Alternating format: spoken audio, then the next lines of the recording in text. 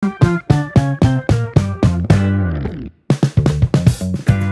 Pao nagpaulan ng kilig sa Bislig. Magpapaulan ng kilig sa Bislig, Surigao. At Kim nag-adjust ng pagkain para kay Paolo sa Cebu. Paolo, taga-timpla ng kape ni Kim sa taping. Oo, dire-diretsong hirit, ano. Ayan muna, diba? Actually, parang paborito si ang Kim Pao ng mga politician dyan sa especially mga Pimentel yata. Kasi I remember last year nandyan din sila.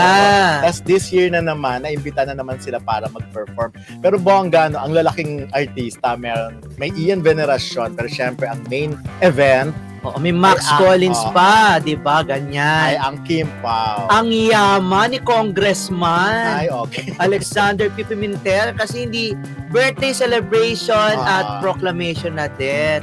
Yaman! July 9, oh. Diyos me, sa Kim Pao pa lang may 5 milyon ng talo. Ay, ayoko magsadya. Charot lang, di ba? Pero at least, kasi ang layo rin naman ng Surigao, di ba, ng district. At sa panahon ngayon na medyo nag-uulan, siyempre, di ba, siguro kaibigan na talaga. Siyempre, pag ganito nagbabagyo, hindi naman isa alang-alang ng team, ng management team ng Kim Pao, ang kaligtasan. Pero dahil siguro, kaibigan na itong si Congressman or something, di ba, Congressman Alexander Pimentel, kaya go lang. Pero feeling ko naman kasi nag-enjoy din naman ng Kim Pao last year sa pag-perform sa mga taga City of Bislig. Yun nga lang, na-timingan din kasi na nasa Cebu yung dalawa. So, madali-dali na pumunta ng Surigao. Tsaka by the time siguro, July 9, ano na yan, walis ng bagyo. Pero bongga sila, talagang nagpupunta yung Kim Pao sa kanila. So, hihinto muna ang taping sa Cebu para lang pagbigyan ang mga taga-Bislig isang araw. Medyo the next day, babalik ulit. Cute ni Paolo doon, parang pili yung tingin. Oo nga. Yes. Ayan na, of course, pinag-uusapan na naman yung pag-adjust ng pagkain ni Kim Chiu sa taping. Siyempre, kung ganun, di ba? Dati naman lagi, nag-a-adjust talaga si Kim. Ibig sabihin, love na love ni Kim si Paolo. Correct. Di ba nagpapabaon nga siya dun sa shooting? Nagbabaon siya ng pagkain. Baon niya mismo. Wala siyang meat, di ba? Para lang, hindi, siguro may baon ng iba si Kim. Tapos pag umalis si Paolo at nag-shooting siya, kumakain siya. Hindi niya pinapakita. Hindi meron ganun syempre. Kasi hindi kumain ka sa harap. Di ba baka mainggit ka makainggit ka ng tao. Hindi, ako rin naman syempre, hindi ko rin naman yun. Bakit? Ano ba yan? Ano meron? Mukha na rin tomboy itong si Ayan na. Anyways, ayun na. Parang kami alimuon. Kami show sumuhay ka, Charot. Hindi, yun nga. Kung ako rin naman, syempre si Kim, gagawin ko rin. Hindi naman ako kakain ng bawal dun sa kaharap ko. Ay, hindi. Hindi ako kakain sa harap niya, pero magbabawan ako. Ba't ka naman i-deprive ang sarili ko? Kung gusto mong kumain ng gusto mo, kakain ako ng gusto ko. Pero para patakamin ka, hindi ko gagawin yun. But for sure, hindi naman siya everyday kumakain ng food, kung ano yung kinakain ni Paolo. May time naman talaga nakakain din siya. Kasi may time na nasa taping, for sure, hindi naman sila everyday magkasama. Hindi naman siguro. Pero yun na nga, siguro may hindi rin naman siguro sila, sabay silang kumain. Pero maganda idea yun, yung pag umalis si Paolo, isa sana, gaganyan. Mabilis ng gano'n. Tapos, gaganon siya, di ba? Para, Paolo, tignan mo yun, tapos sabay lapang na. Correct. Ayan. Pero yung taga-timpla ng kape ni Kim sa taping si Paolo. Ay, Babyliss Soya Author. Lutang na lutang ang ganda yung dalawa sa suot na bagay sa inyo. Saan yan? Sa Facebook. Okay. Maribeth Makasina, guys, Sir Donald, good afternoon. Hi, Kim Pao Fam. Ay, siya good afternoon kay Ray. Jody D. Via Butuan City sila, then lang. Trip to Bislig. Ayun nga, magbubutuan City. Uy, gusto ko yung lugar niyang Butuan. Maraming boot. Leandro Cedric. Happy birthday, sabi ni Jeldin Berino, 72. Ayan. Hindi, di ba? Well, ganun talaga. Pag love isang tao, mag-a-adjust ka. Or kaya, hindi mo na ipapakita kung ano man yung mga gusto mong ganap na medyo sa'yo, mahihirapan yung love mo na...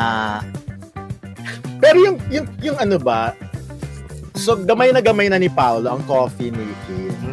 Caring niya na yun. Correct. Ayun. Yun muna tayo. Paolo taga-timpla ng kape ni Kim sa taping. Talaga ba? Sabi ng mga nakakakita. Baka inaabot. For sure may dalang coffee maker si Kim sa set. Kasi kung sa Cebu, buong Cebu, syempre nasa bahay naman yun. Oo. Coffee maker. Kasi syempre mag-uutos ka pa ba ng staff mo para bumili ng Starbucks o ano man.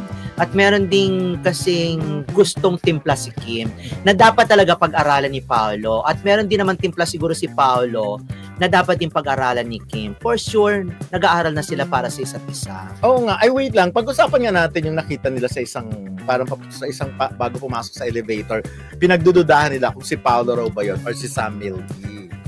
Although, yun nga, finally, isa pala talaga sa cast si Sam Milby. Kasi nung time na yun na nag-announce tayo. At tama ka. Na hindi pa natin masyado nakikita. So anyways, ayun nga. Kaya lang nakakaloka dahil ngayon gumagawa sila ng issue na bagong tandem na. Pinupusa man nila yung tandem ng Kim. Correct. Bakit gano'n? Susunod pa natin. Yes. Bukas Hindi, yun. Okay na pag-usapan natin ngayon. Pero bukas meron tayo ng balita. Pahapyawan lang natin. More on guidelines tayo for tomorrow. Yan, mabubwisit na naman kayo sa amin. Hindi, pero yun nga, babalasahin lang natin ng konting-konti. Kasi meron talaga ng bubwisit talaga. Para lang bisitin talaga ang Kim Pao at para, di ba, yung masira talaga yung araw nila. Kaya may mga naglalabasan ng mga ganito. Like yun nga, yung picture na yun, ini-insist nila na si Sam Milby nga yun.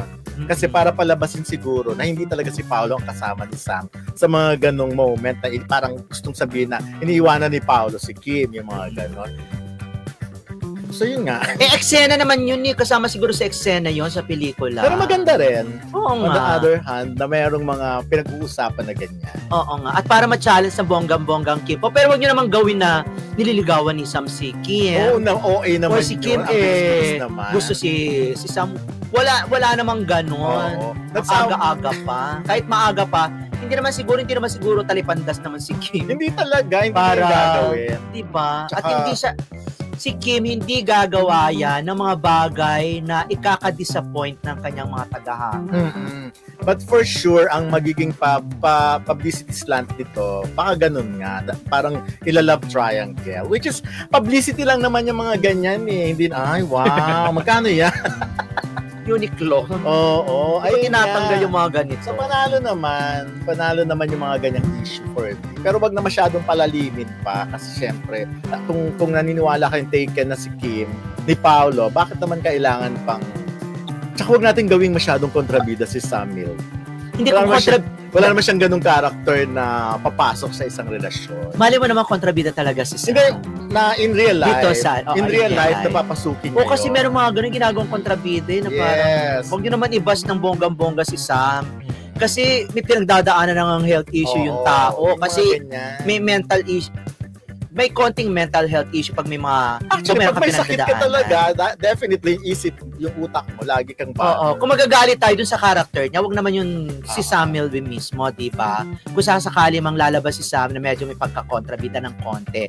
Hindi pa natin alam kung ano talaga yung kanyang character, yung kanyang role dyan. Pero wag naman masyado makitid ang utak natin, iba mga Kim Pao ha. Yung mga solid kasi malawak ang pag-iisip niyan eh. Lalo yung mga silent Kim Pao supporters. Dahil alam nila na kung ililink man si Kim sa iba, para lang magkaroon ng another spice yung kung ano man ang project, yung project ngayon ng Kim siguro Pao. Hindi sila sanay. Kasi nga sa My Love Will Make You Disappear, walang mga ganung angulo eh. Kasi wala naman talagang third party. Walang third party. So ngayon lang meron. Oo. Kaya naiisip na nila yung mga ganyan. Ibang serie kasi yun. Nakakaloka siguro maloka kayo kung dun sa pelikula meron third party at sa serye may third party at isang artista lang. Di ba? Kakaloka yun. Wala kang gumagawa ng gano'n. O meron. Hindi si Gladys. Yung puro kontrabida? Oo, di ba si Gladys for a time na ganyan? Sa lahat ng pelikula ni after nung Mara Clara, lahat ng kahit sa pelikula, di ba? Kontrabida pa rin si Gladys. Kasi parang naging tandem naman na yun. Parang sila ni Gladys, parang siya talaga yung pinakabagay. Parang mga Sharon Cuneta and Sherry Hill movies nung araw, di ba? Na laging pag may Sharon Cuneta, dapat Cherry Hill ang kontrabida. Pero ito naman, kasi, halimbawa sa Linlang, wala pa kasing Kim Pao nung time na yon, kaka-start pa lang. Kaya yung JM de Guzman, wala lang, hindi pinag-uusapan yung mga Actually, malabas ka, nakakatawa, lumalabas yung interview ko dun sa Linlang eh. Yung tinatanong ko yung kung nag-enjoy, kung kumusta, na nag-enjoy. Kahit yung kay Kamchu. Enjoy naman daw yung si Kim, nakatawa lang ng tawa. Pero yun nga, first time siguro na may love triangle. Dati sa My Love sa Linlang, parang nung una iisipin mo si Jake and Hersey to. Tapos hindi na nga natuloy. Nga, sabi nga ganun, nag-isip din sila, nagtatanong tayo, ano bang pwede pang pang third party, di ba? Wala tayong maisip. Yung sumulpot nga yung Jake and Hersey to, which is okay din naman. Kaya lang para maging kontrabida or bida kontrabida naman si Jake, parang di yata. Tingin ko hindi talaga destiny. Hindi kasi, destiny. Naka-line up talaga siya for What's Wrong with Secretary. Tapos hindi natuloy. Biglang hindi natuloy. Hindi talaga. Destiny talaga ng Kim Pao na mabuo. Baka hindi ngayon. I mean, yung maging third party, baka hindi ngayon. I-enjoy mo na natin ang Kim Pao. Pero aminin mo, may chemistry yung dati yung Kim tsaka Jake. Mayroon silang dating nakakaiba eh. Kasi nakita pa lang yung picture dati, parang dating din. Or siguro si Kim, madali siyang bagayan. Oo. Bagay ng mga Because siguro yung looks niya, madali ring bagayan. Mm-hmm. Tsaka hindi naman basta-basta yung itsura nung babagay sa kanya, di ba? Ang gwapo naman ni Jake. Oo, tsaka mistiso, di ba? Yeah. Mistisuhin. Pero Paolo pa rin ako. Oo naman. Paolo pa, if only for the Kim Pao, Paolo pa rin talaga ako. Wag naman tayo ayoko mo nang basagin mo na yung ilusyon at mga, di ba, yung excitement ng Kim Pao. Yes, sabi nga ni May Tolentino, OA naman ang nag-iisip ng ganyan. Pati po ba sa show dadamdamin, baka po hindi true Kim Pao yan. Sabi ni Tapet, sa serye lang po yun mga ka-Kim Pao, basta team panatag tayo. Yun nga, may mga tama yun, team panatag. Ang sitwasyon ngayon sa pagitan ng Kim Sam at Kim Pao fandoms ay tila isang classic fandom rivalry na muling nabuhay dahil sa pagsasama ni Sam Milby sa bagong teleserye ni Kim Chiu at Paulo Avellino. Marami ang nagsasabing nabuhay sa hukay ang mga Kim Sam supporters, ang mga loyal fans mula pa sa mga naunang projects ni Kim at Sam. Ang mga OG fans ay proud sa kanilang pinagmulan at tila gustong iparating na we were here first ng Kim Pao. Bagamat bumabalik ang ingay ng Kim Sam, tila mas malakas pa rin ang fandom ng Kim Pao sa kasalukuyan, lalong-lalo na dahil sa recent chemistry ni Matt Pao sa mga proyekto at sa mga viral clips interactions. May ilan ding nagpaalala na huwag nang gawing issue ang rivalry dahil mas maganda kung suportahan lahat ng cast, lalo na't isa lang naman ang layunin, ang tagumpay ng serye. Ilang fans ang nagkomento mahirap makahanap ng third wheel para sa Kim Pao tandem dahil tila marami sa mga leading men ng ABS ay may affection or history kay Kim Chiu. Milby, kilala na may dating espesyal na pagtitingin kay Kim. Enchong Di, madalas banggitin si Kim sa mga interviews. Joshua Garcia, friends lang daw sila. Ang concern, baka intimidate ang ibang actors na mapasama sa proyekto dahil sa overly protective at minsan agresibong fans ng Kim Pao. Ang ganitong sagupaan ay natural sa showbiz fandom culture, pero dapat ay may hangganan. Healthy competition is okay, pero kapag nagiging toxic at nakakaapekto sa mga artista o sa takbo ng proyekto, doon na nagkakaproblema. Sana'y magtagumpay ang teleserye at mas mapalalim pa ang appreciation ng audience, hindi lang sa tambalan, kundi sa buong kwento at ensemble cast. Kung may rivalry man, sana ay manatili ito sa friendly and respectful level, supporting the story, not sabotaging it. Ang bagong teleseryeng The Alibi na pinagbibidahan ni Kim Chiu at Paulo Avellino ay nagbunsod ng muling pag-usbong ng dating tambalang Kim Sam, na ngayon ay muling nakasama sa proyekto bilang bahagi ng cast. Dahil dito, muling nabuhay ang diskusyon sa pagitan ng mga tagahanga ng Kim Sam at ng mas bagong tambalang Kim Pao. Kim Sam versus Kim Pao, muling paglalaban. Ang The Alibi ay isang romance suspense teleserye kung saan tampok sina Kim Chiu, Paulo Avellino at Sam Milby, kasama sina Sasa Padilla, Sofia Andres at Rafael Rosel.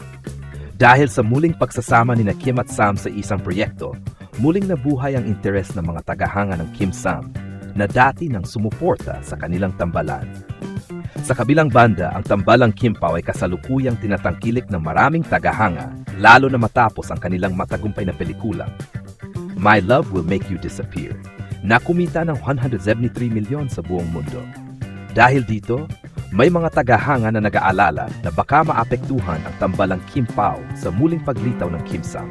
Reaksyon ng mga tagahanga sa social media, may mga tagahanga na nagpahayag ng kanilang pananaw.